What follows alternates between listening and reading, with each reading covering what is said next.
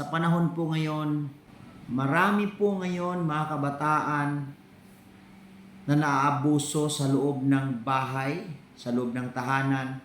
Marami mga kabataan na naaabuso sa barkada at minsan sa loob ng eskwelahan, mayroon pong sadyang mapanamantala.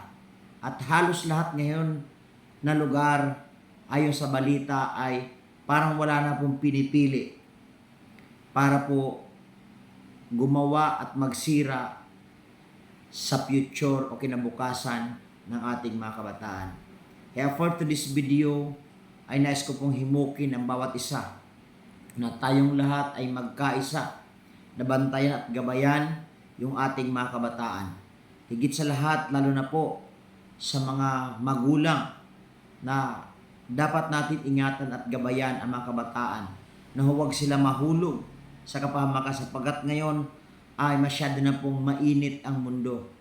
Higit sa lahat, bata pa lang, nakakaramdam na sila ng tinatawag na lust of the flesh and lust of the eyes. Sometimes sa tao, sa mga kabataan at the age of 7 years old, 10 years old, 12 years old, 14 years old, masyado pong napapaaga ang ganitong mga bagay sa mga kabataan ngayon.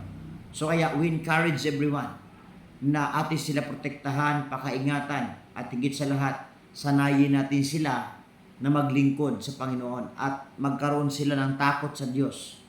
O di kaya naman sa mga magulang, dapat natin sila sanayin sa mga gawaing mabuting bagay na ito po ay tatak sa isip at puso nila na hindi po nila makalimutan ang tamang aral at disiplina, higit sa lahat, disiplina ayon po sa salita ng Panginoon. Dahil we believe na kahit pa paano, kung masyado pong umiiral po ngayon sa mundo ang kasamaan, kung tayo po ay mayroong salita ng Diyos na siya magkukontrol sa bawat isa sa atin, na siya pong magtuturo sa bawat isa sa atin, I believe na kahit pa paano, maiibsan po natin yung ganitong klaseng mga imoralidad na nangyayari sa ating lipunan. So kaya tayong lahat ay magdalanginan, magpatuloy, gampanan ang tungkulin ng bawat isa.